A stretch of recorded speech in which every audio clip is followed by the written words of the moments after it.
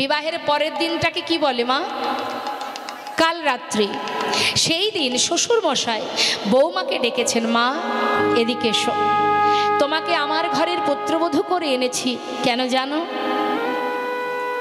আমার ছেলে শিশুকাল থেকে এমন একজনের কথা শুনেছে, যার কথা শুনতে শুনতে আজ আমার ছেলে এত বড় হয়েছে। কিন্তু জানি না আজ আমার ছেলে পথের পাগলের ন্যায় ঘুরে বেড়ায়। তাই আমার তো আর কেউ নেই, তোমাকে আমার ঘরের পুত্রবধূ করে এনেছি শুধুমাত্র আমার ছেলেটাকে ভালোবেসে সে যেন এই ঘরেই থাকে, তাকে তুমি ভালোবাসা দিয়ে বেঁধে রেখো মা। বাবা আমি চেষ্টা করব। বেশ, চলে গেল কাল রাত্রি। পরের দিন মা ফুলশয্যা রাত। ফুলশয্যা রাত্রে বসে রঘুনাথ দাস, যিনি চোখের জলে বুক ভাসিয়ে প্রভুর চরণে কাজ আর বলছে, দয়াময় হরিবল হরিবল, শিশুকাল হতে তোমার কথা শুনে আজ আমি এত বড় হয়েছি, কিন্তু জানি না তুমি কোন পরীক্ষায় আমায় ফেলেছ। তবে যে পরীক্ষায় তুমি করো না কেন, ভালো যখন তোমায় বেসেছি দয়াময়, তোমার চরণে আমি পৌঁছাবই পৌঁছাবো। স্বামীর চোখে জল দেখে নতুন বউ, যার নাম সরজু, জিজ্ঞাসা করছে, স্বামী আজকের আনন্দের দিনে, সুখের দিনে তোমার চোখে জল কেন? তবে কি এই বিবাহেতে তোমার কোনো মত ছিল না, নাকি আমাকে তোমার পছন্দ নয়? সরজু আমি কাঁদছি কেন তোমায় বলবো, তবে আমার একটা প্রশ্নের উত্তর তুমি দেবে। বলো স্বামী। সরজু, বিবাহের পর এই ঘরে তুমি এসেছো, এই ঘরের তুমি কে হও? স্বামী আমি এই ঘরের কুলবধূ, আমার কি হও? আমি তোমার সহধর্মিনী। বাহ, আচ্ছা সরজু, যে সহধর্মিনী হয় তার কি করণীয় হয়? স্বামী আমি তো জানি না, তবে গুরুজনের মুখে শুনেছি স্বামী যদি ধর্মের পথে যায় তাকে সহায়তা করাই সহধর্মিনীর একমাত্র কাজ। হরিবল হরিবল। কিন্তু স্বামী তুমি বলো, আজ তুমি কাঁদছো কেন? সরজু খুব সুন্দর বলেছো তুমি, তবে শোনো আজ আমি কাঁদছি কেন জানো? শিশুকাল হতে এমন একজনের কথা আমি শুনেছি, যার রূপের কথা, গুণের কথা, যার মহিমা শুনতে শুনতে আজ আমি এত বড় হয়েছি। সরজু, যার রূপের কথা এত মধুর, যার গুণের কথা এত মধুর, শুধুমাত্র তার কথা শুনেছি মাত্র, যার কথা শ্রবণ করে জগতের জীব পথের পাগল হয়ে যায়, যার কথা শ্রবণ করে জগতের জীব হা কৃষ্ণ কৃষ্ণ বলে কাঁদে, যার কথা শ্রবণ করে জগতের জীব যুগ যুগ ধরে বনে জঙ্গলে ধ্যান তপস্যা করে, শুধুমাত্র শ্রবণ করে যদি এমন দশা হয়, আমার মনে বাসনা আমি সেই মানুষটাকে একবার সাক্ষাৎ দর্শন পেতে চাই। হরিবল হরিবল। তাই সাক্ষাৎ দর্শন পাওয়ার আশায় আমি পথে পথে ঘুরে বেড়াই। আর আমার পিতা সে তার প্রয়োজনে আমাকে রাখবে বলে জোরপূর্বক আমার সঙ্গে তোমার বিবাহ দিয়েছে। সরজু, তুমি তো আমার সহধর্মিনী, আজ আমি তোমার কাছে একটা কিছু চাইবো।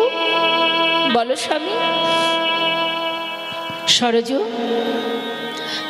তুমি পারবে আজই রজনীতে এই মুহূর্তে চিরতরে আমাকে এই ঘর থেকে পথে নামিয়ে দিতে?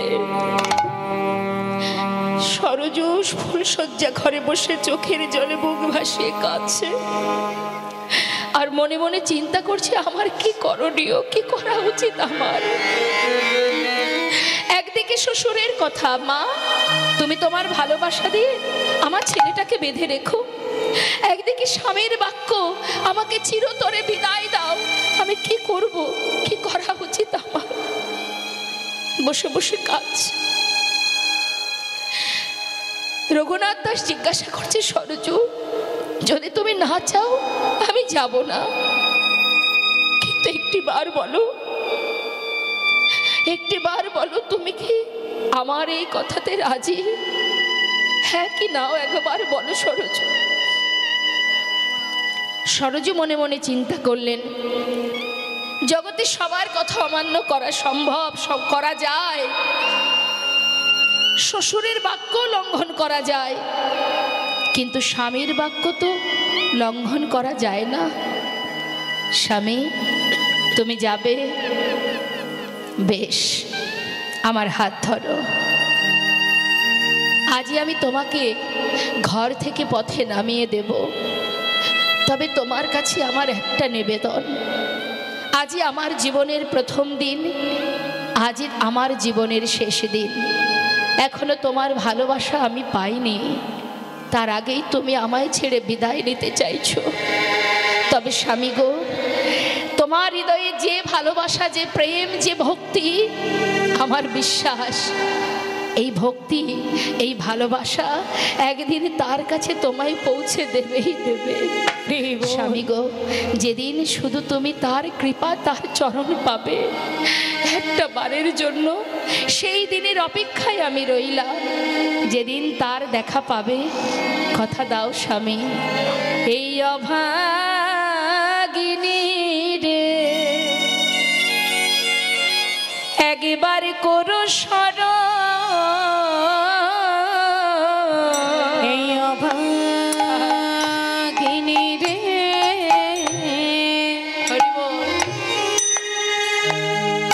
একবার করো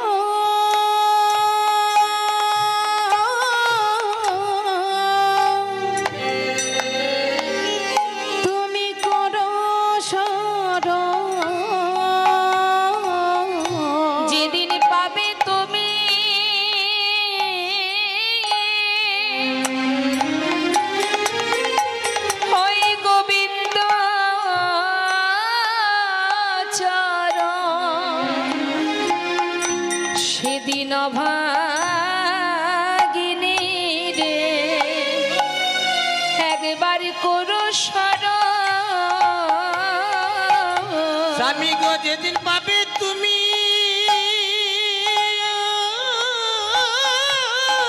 হরিব ওই গোবিন্দের জন,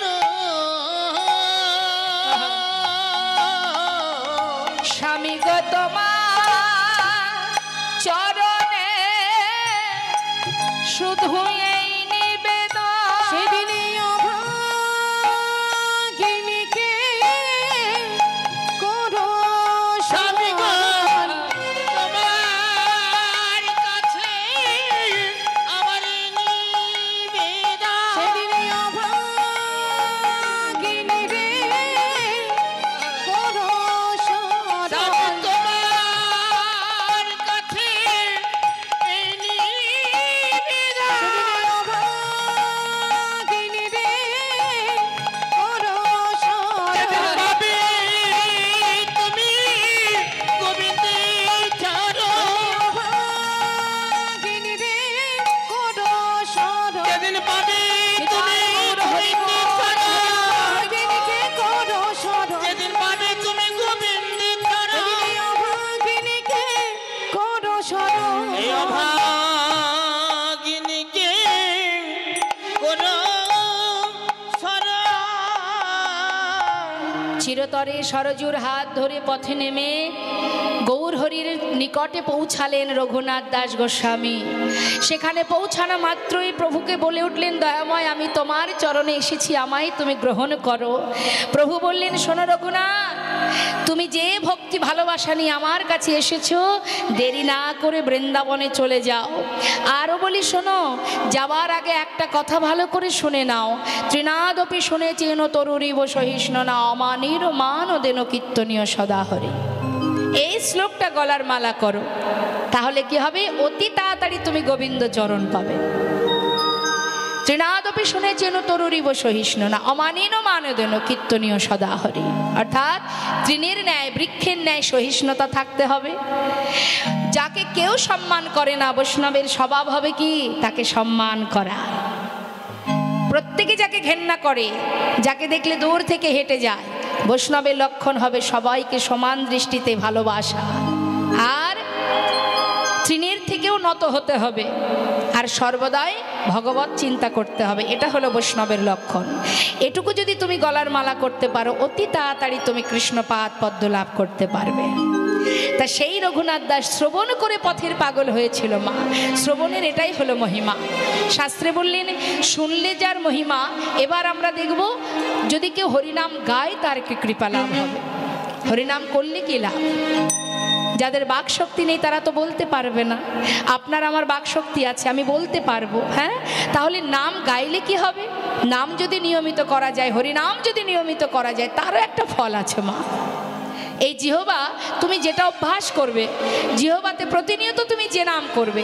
যার একটা প্রমাণ দিই মা, দেখুন, যারা যে জিনিস বিক্রি করে, মনে করুন একজন শাখা বিক্রেতা। শাখা বিক্রেতা বাবা, তিনি 30-40 বছর ধরে শাখা বিক্রি করছে। গ্রামে গ্রামে ঝুড়িতে করে শাখা নিয়ে প্রত্যেকের দ্বারে দ্বারে গিয়ে শাখা বিক্রি করে, পাড়ায় পাড়ায় যায়। এই কথাটা বলার অর্থটা পরে বলবো। তাই যে ব্যক্তি প্রতিনিয়ত গ্রামে গ্রামে শাখা বিক্রি করে, চিৎকার করে বলে শাখা আছে, শাখা নেবে, হ্যাঁ, বলতে বলতে বাবা দেখতে দেখতে 30 বছর পার হয়ে গেছে, 40 বছর পার হয়ে গেল। এই ব্যবসায় করতে করতে চুল পেকে গেছে। এখন বৃদ্ধ বাবা, সে কিন্তু ব্যবসা এখনো ছাড়েনি। তিনি কি করেছেন, সেই মাথায় ঝুড়িটা নিয়ে সে গ্রামে গ্রামে বিক্রি করতে করতে ফাঁকা মাঠের মধ্যে পৌঁছে গেছে। ফাঁকা মাঠের ভিতর দিয়ে যাচ্ছে, তথাপিও মুখে বলছে শাখা আছে, শাখা নেবে গো, শাখা আছে, শাখা নেবে গো। এইভাবে যখন বলছে, হঠাৎ একজন ভদ্রলোকের সঙ্গে তার দেখা। সে হঠাৎ বলে উঠলেন, এই যে ও দাদু, এখানে তো কোনো লোকজন নেই, তুমি এখানে কেন বলছো শাখা আছে, শাখা নেবে গো? আরে বাবা, গ্রামে যাও, যেখানে জনবসতি আছে সেখানে বলবে, ফাঁকা মাঠের মধ্যে চিৎকার করছো কেন? তখন সেই বয়স্ক বৃদ্ধ বাবা বলে উঠলেন, দেখো, আমি কি আর বলছি গো, সে তো আমার জিহ্বাই বলছে। শিশু বহু বছর ধরে এই শাখা বিক্রি করতে করতে, বলতে বলতে এমন অভ্যাস হয়ে গেছে, আমার জিহ্বা সে তার কর্ম করে যাচ্ছে। সেটা ফাঁকা জায়গা নাকি লোকালয়, সেদিকে আমার কোনো লক্ষ্য নেই। তাই গৌর হরি বল, হরি বল। তাই যেটা আমরা অভ্যাস করব, দেখবেন মা, সেইটাই কিন্তু সেই সময় এলেই, সেই সময়টা এলেই দেখবেন সেটা মনে পড়ে যাবে। অভ্যাস এমনই জিনিস। তাই শাস্ত্রে বললেন, তুমি যদি নিয়মিত হরিনাম জপ করো তাহলে কি হবে জানো? মহাজন বলছেন, পদাবলিতে বলছেন, যে গৌরঙ্গের নামে লয় তার হয় কৃষ্ণ প্রেমোদয়। যে গৌরাঙ্গের নামে লয় তার হয় কৃষ্ণ প্রেমোদয়। এই ঘোর কলিকালে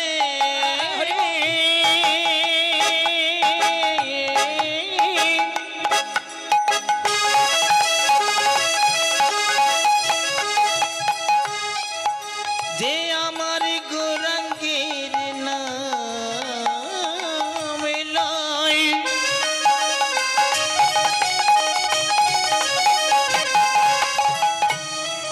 তার তিতাবে জ্বালা দূরে যাবে।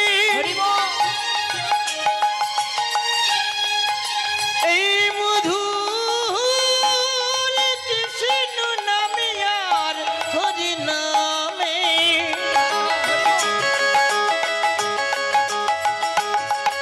তাই বদন ভরে একবার হরি নাম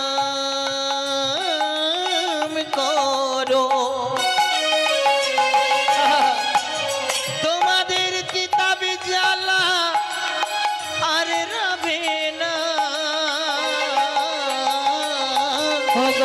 ওই গৌরাঙ্গের নামে রয় তার হয় কৃষ্ণ প্রেম উদয়। ও গো তারে মই যাই বলিহারি আর তারে মই যাই বলি হারি। ওই না তারে মুই যাই বলে হারি, তারে মুই যাই বলে হারি। বৈষ্ণব মহাজন বললেন, যে জন কৃষ্ণ নাম গাইতে পারে, হরি নাম করতে পারে, হৃদয় মাঝে কৃষ্ণ প্রেমের উদয় হয়।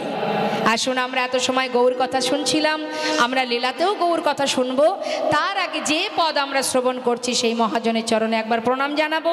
সবাই মিলে একসঙ্গে আমরা বলবো, শ্রী গৌরাঙ্গের ভক্তগণে নিত্য সিদ্ধ করি মনে, শ্রী গৌরাঙ্গের ভক্তগণে নিত্য সিদ্ধ করি মনে, আমার শ্রী গৌরাঙ্গের ভক্তগণে নিত্য সিদ্ধ করি মনে। জয় ব্রজেন্দ্র সুত পাশে রে, সজায় ব্রজেন্দ্র সুত পাশে রে। ওই না সে যাই ব্রজেন্দ্র সুত পাশে রে, সে যাই ব্রজেন্দ্র সুত পাশে রে, সে যাই ব্রজেন্দ্র সুত পা।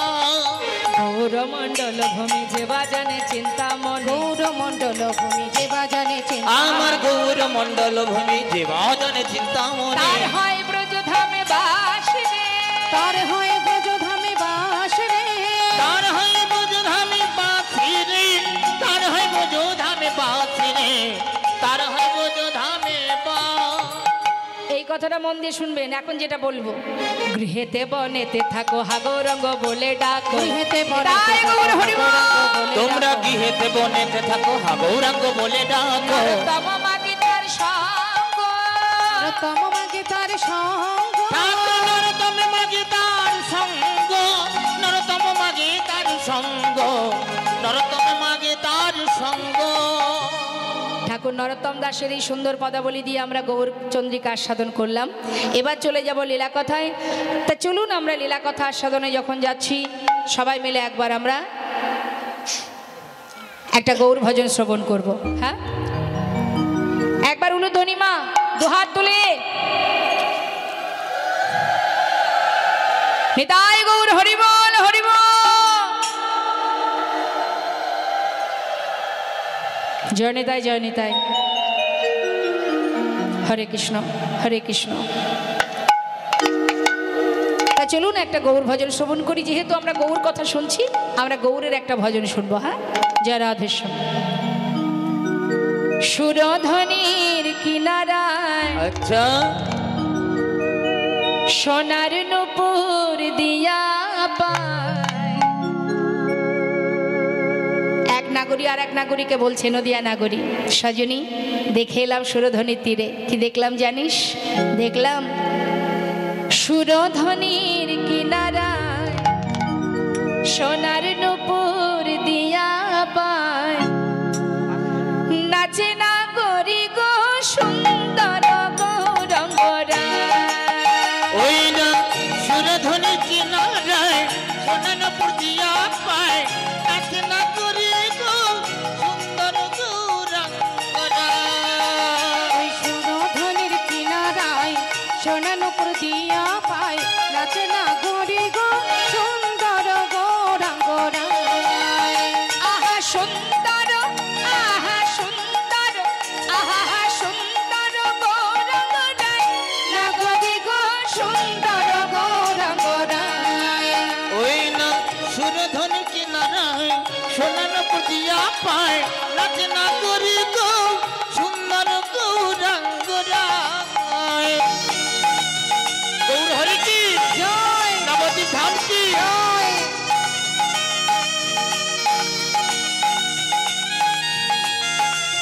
হরি বল গৌর হরি বল।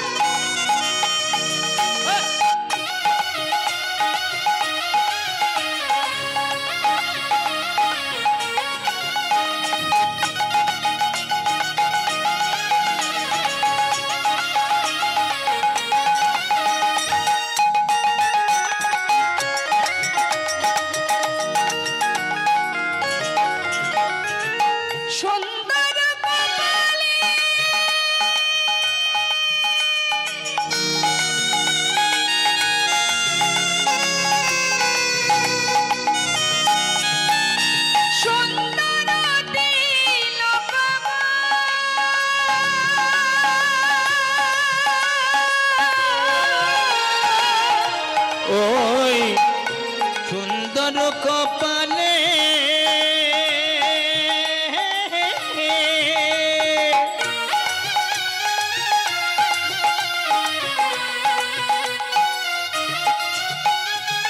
সুন্দরতী তিলক গো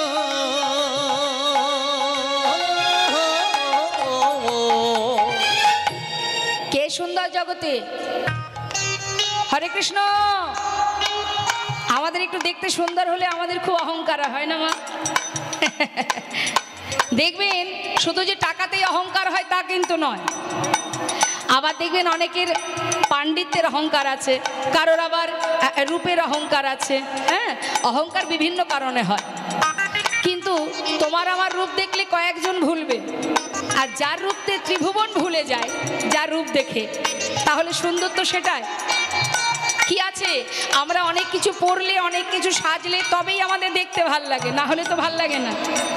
কিন্তু যে অঙ্গে দামি গহনা নেই, দামি বসন নেই, কিচ্ছু নেই, হ্যাঁ, তাহলে সেই রূপ সেই অঙ্গ সুন্দর হতে সুন্দরতম, যাকে দেখলে শুধু আমার আপনার মতন ব্যক্তি নয়, কত রাজা, কত মন্ত্রী, কত মুসলমান বিধর্মী যারা, তারাও পাগল হয়েছেন, যেমন কাজী নজরুল ইসলাম। তা এইরকম অনেক ভক্ত আছে, সম্রাট আকবর, নাসির মাহমুদ, আব্দুল করিম। তাহলে রূপ তো সেটাই, যাকে দেখলে সবাই ভোলে। তাই বলছেন মহাজন, সুন্দর কপালে সুন্দর তিলক গো। ওই না সুন্দর কপালে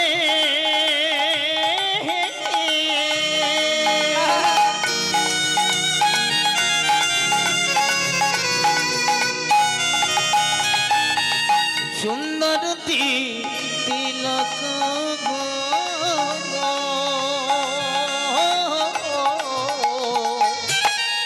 দেখো সুন্দর রেখা, আচ্ছা সুন্দর এখানে নামা বলি গায়, না গরি গো সুন্দর গৌরঙ্গ